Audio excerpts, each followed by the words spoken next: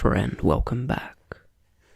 Currently we're sitting in the hut on top of the mountain and we're about to hear Frankenstein's demon's point of view and his tale. Let's begin. This is Chapter 11.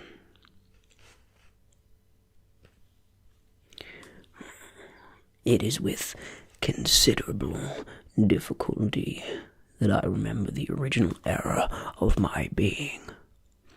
All the events of that period appear confused and indistinct. The strange multiplicity of sensations seized me, and I saw, felt, heard, and smelt at the same time, and it was indeed a long time before I learned to distinguish between the operations of my various senses. By degrees, I remember, a stronger light pressed upon my nerves, so that I was obliged to shut my eyes. Darkness then came over me and troubled me, but hardly I felt this when, by opening my eyes as I now suppose, the light poured in upon me again. I walked, and, I believe, descended, but I presently found a great alteration in my senses. Before, dark and opaque bodies had surrounded me, impervious to my touch or sight, but I now found that I could wander on at liberty, with no obstacles which I could not either surmount or avoid.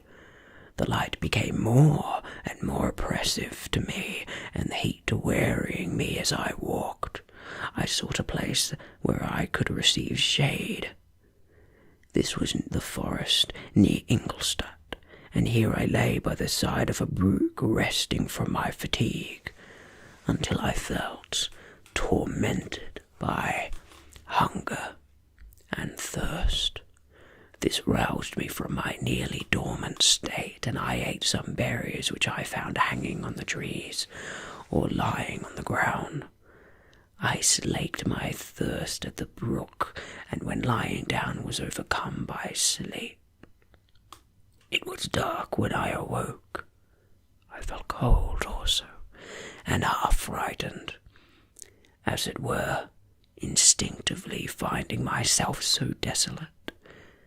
Before I had quitted your apartment on a sensation of cold, I had covered myself with some clothes, but these were insufficient to secure me from the dews of night.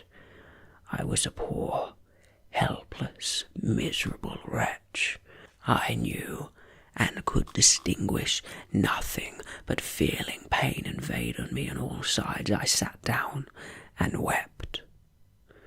Soon a gentle light stole over the heavens, and gave me a sensation of pleasure. I started up and beheld a radiant form rise from among the trees. The moon. I gazed with a kind of wonder. It moved slowly, but it lighted my path, and I again went out in search of berries. I was still cold when under one of the trees I found a huge cloak, with which I covered myself and sat down upon the ground. No distinct ideas occupied my mind, all was confused. I felt light, and hunger, and thirst, and darkness. Innumerable sounds rang in my ears, and on all sides various scents saluted me. The only object that I could distinguish was the bright moon, and I fixed my eyes on that with pleasure. Several changes of day and night passed, and the orb of night had greatly lessened. When I began to distinguish my sensations from each other, I gradually saw plainly the clear stream that supplied me with drink, and the trees that shaded me with their foliage. I was delighted when I first discovered that a pleasant sound, which often saluted my ears, proceeded from the throats of little winged animals, who had often intercepted the light from my eyes. I began also to observe, with greater accuracy, the forms that surrounded me, and to perceive the boundaries of the radiant roof of light which canopied me. Sometimes I tried to imitate the pleasant songs of the birds, but was unable. Sometimes I wished to express my sensations in my own mode, but the uncouth and inarticulate sounds which broke from me frightened me into silence again. The moon had disappeared from the night, and again, with a lessened form, showed itself while I still remained in the forest. My sensations had by this time become distant, and my mind received every day additional ideas. My eyes became accustomed to the light, and to perceive objects in their right forms. I distinguished the insect from the herb, and by degrees one herb from another. I found that the sparrow uttered none but harsh notes, whilst those of the blackbird and thrush were sweet and enticing. One day, when I was oppressed by cold, I found a fire which had been left by some wandering beggars, and was overcome with delight at the warmth I experienced from it. In my joy I thrust my hands into the live embers, but quickly drew it out again with a cry of pain. How strange, I thought, that the same cause should produce such opposite effects. I examined the materials of the fire, and to my joy found it to be composed of wood.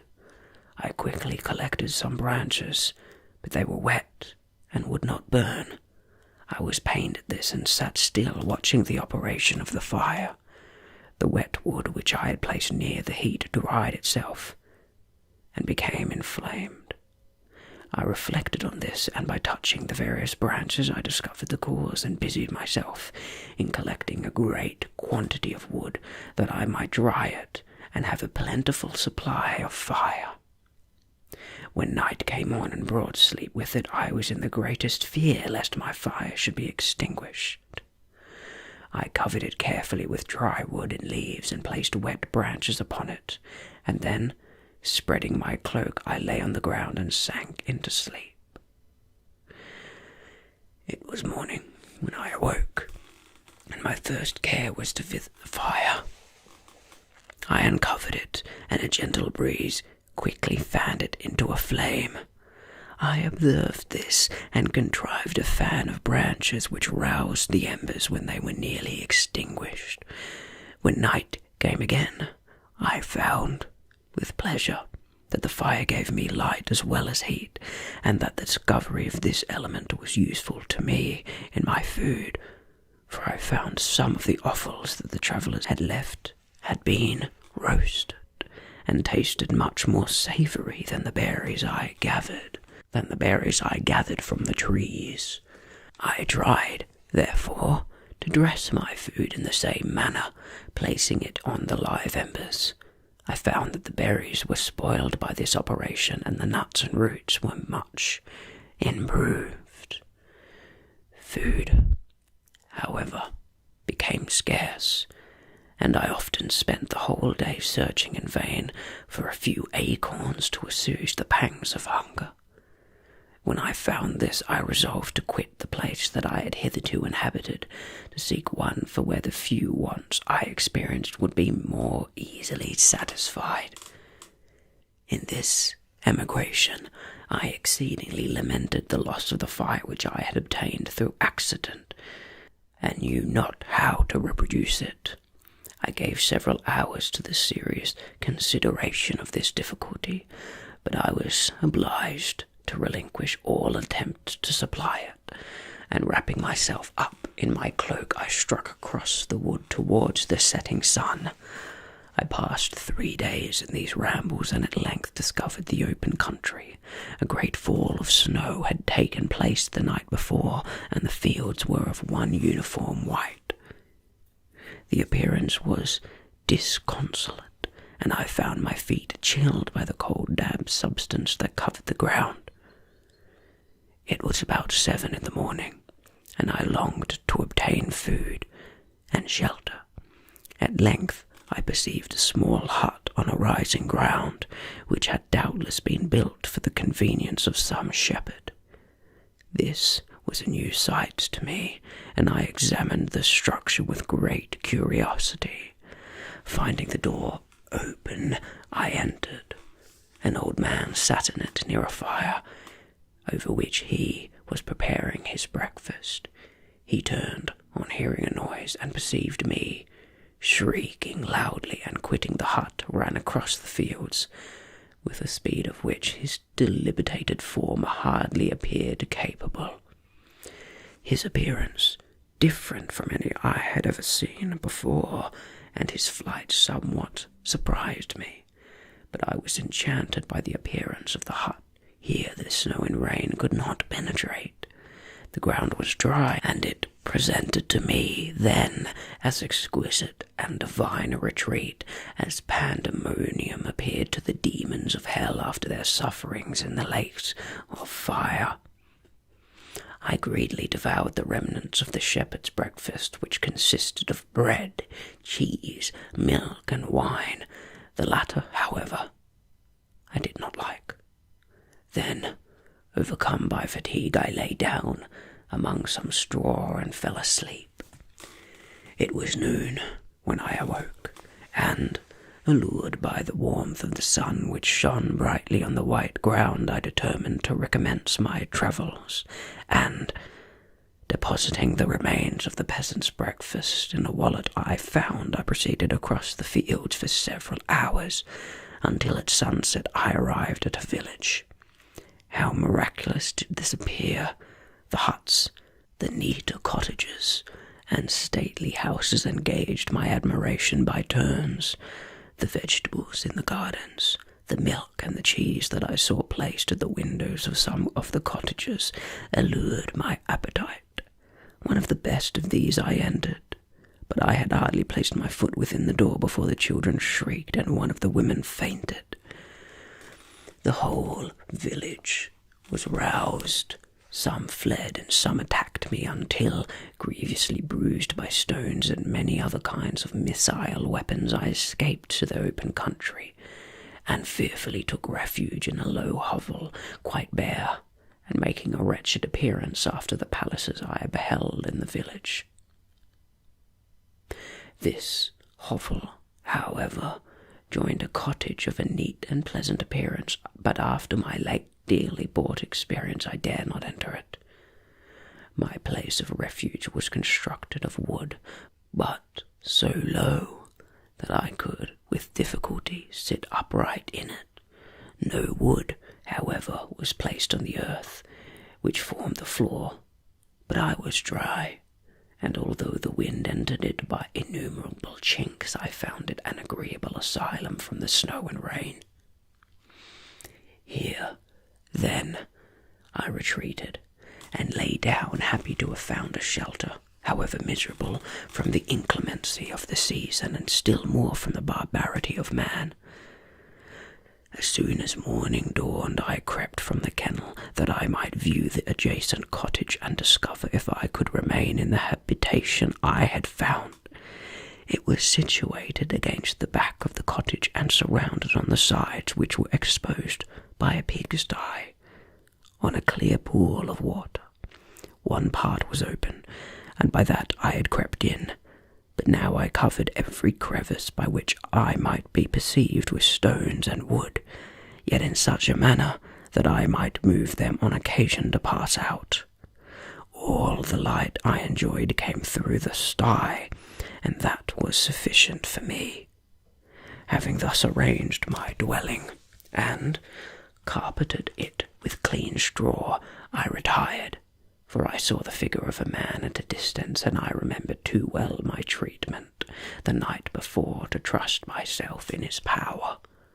I had first, however, provided for my sustenance for that day by a loaf of coarse bread which I purloined, and a cup with which I could drink more conveniently than from my hand of the pure water which flowed by my retreat. The floor was a little raised, so that it was kept perfectly dry, and by its vicinity to the chimney of the cottage it was tolerably warm. Being thus provided, I resolved to reside in this hovel until something should occur which might alter my determination. It was indeed a paradise compared to the bleak forest, my former residence, the rain-dropping branches and dank earth.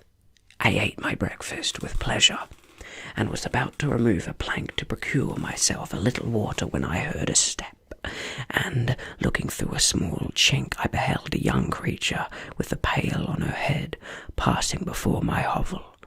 The girl was young and of gentle demeanour, unlike what I have since found cottages and farmhouse servants to be, yet she was meanly dressed, a coarse blue petticoat and a linen jacket being her only garb. Her fair hair was plaited but not adorned. She looked patient yet sad. I lost sight of her, and about a quarter of an hour she returned bearing the pail, which was now partly filled with milk. As she walked along, seemingly incommoded by the burden, a young man met her.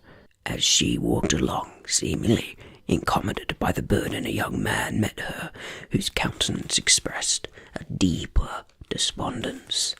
Uttering a few sounds with an air of melancholy, he took the pail from her head and bore it to the cottage himself. She followed, and they disappeared. Presently I saw the young man again, with some tools in his hand, crossing the field behind the cottage, and the girl was also busied, sometimes in the house and sometimes in the yard. On examining my dwelling, I found that one of the windows of the cottage had formerly occupied a part of it, but the panes had been filled up with wood. In one of these was a small and almost imperceptible chink, through which the eye could just penetrate.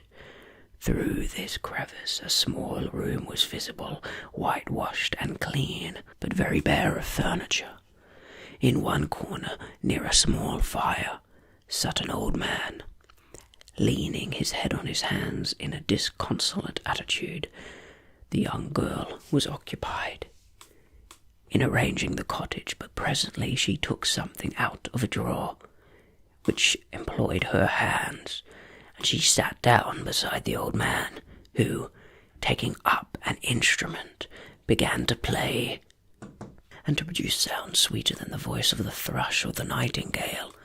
It was a lovely sight, even to me, poor wretch, who had never beheld aught beautiful before. The silver hair and benevolent countenance of the aged cottager won my reverence, while the gentle manners of the girl enticed my love. He played a sweet, mournful air, which I perceived drew tears from the eyes of his amiable companion, of which the old man took no notice, until she sobbed audibly. He then pronounced a few sounds, and the fair creature, leaving her work, knelt at his feet. He raised her and smiled with such kindness and affection that I felt sensations of a peculiar and overpowering nature. They were a mixture of pain and pleasure such as I had never experienced before, either from hunger or from cold, warmth or food, and I withdrew from the window, unable to bear these emotions. Soon after, this young man returned bearing on his shoulders a load of wood. The girl met him at the door, helped to relieve him of his burden, and, taking some of the fuel into the cottage, placed it on the fire. Then she and the youth went apart into a nook of the cottage, and he showed her a large loaf and a piece of cheese. She seemed pleased and went into the garden for some roots and plants, which she placed in water and then upon the fire. She afterwards continued her work, whilst the young man went into the garden and appeared busily employed in digging and pulling up roots. After he had been employed thus about an hour, the young woman joined him, and they entered the cottage together. The old man had, in the meantime, Being pensive, but on the appearance of his companions he assumed a more cheerful air, and they sat down to eat. The meal was quickly dispatched. The young woman was again occupied in arranging the cottage. The old man walked before the cottage in the sun for a few minutes, leaning on the arm of the youth. Nothing could exceed in beauty the contrast between these two excellent creatures. One was old, with silver hairs and a countenance beaming with benevolence and love. The younger was slight and graceful in his figure, and his features were moulded with the finest symmetry, yet his eyes and attitude expressed the utmost sadness and despondency. The old man returned to the cottage, and the youth, with tools different from those he had used in the morning, directed his steps across the fields. Night quickly shut in, but to my extreme wonder I found that the cottagers had a means of prolonging light by the use of tapers, and was delighted to find that the setting of the sun did not put an end to the pleasure I experienced in watching my human neighbours.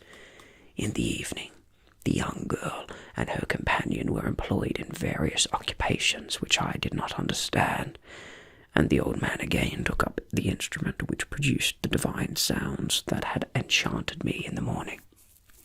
So soon as he had finished, the youth began, not to play, but to utter sounds that were monotonous and neither resembling the harmony of the old man's instrument nor the songs of the birds.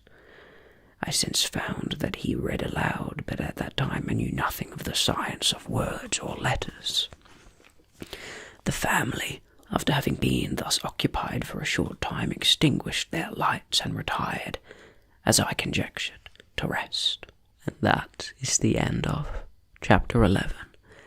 We got a unique perspective into the demon in this episode, and it was quite interesting to see his perspective and how he kind of assumed and assimilated information like a child perceiving the world and using an almost child scientist sort of methodology to see cause and effect and thus understand phenomena in nature. But having the body of an adult and also the developed brain of an adult, it seems that he is able to learn these things at a speed which is much faster than those of a young child. So it's interesting to see, how does an adult learn like a baby when it's just starting to collect its new information? I hope you liked this chapter. I definitely did. And I'll see you tomorrow.